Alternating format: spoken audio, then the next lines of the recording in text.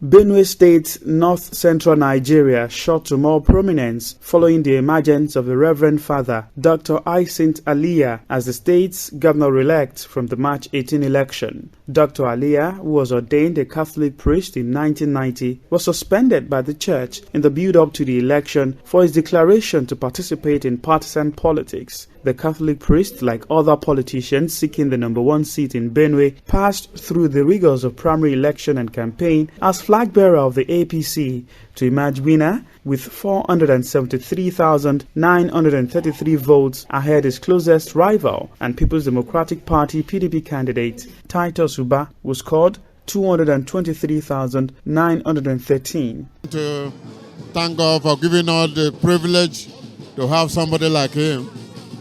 He's a great man whom God has called unto himself to serve in his vineyard. He's a man whom you have tested and approved. He knows what it takes to do a nation at a given point in time. He's a lovely guy. We love him. The Church of God loves him. And I want to tell you and to assure you that he will not do less. He's going to be great, because we have tried him in some various ways.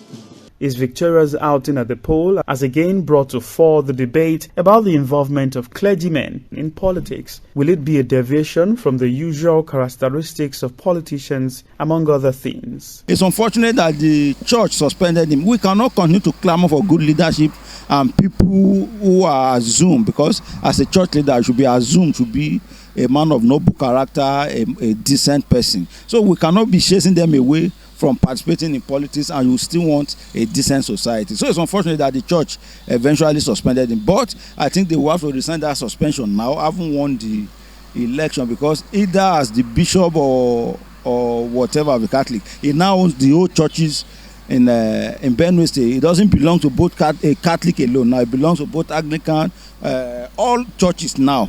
Now the governor now owns the old churches in Benue State. So I think they will have to lift that suspension. Dr. Alia is set to write history as the second Reverend Father to become Governor of Benue, following the footsteps of Reverend Father Moses Adasu, who was elected governor in 1992 before democracy was truncated by the Abacha regime in 1993. In times past, we know that theocracy was a system of government where we have rulers who are either belonging to one religion or the other. They see them as good in governance based on the faith. And the experiment has shown that most clearly, most of them, because of that connotations that they have the fear of God, are leading by example in terms of religion, that they would be a better governor, a better administrator.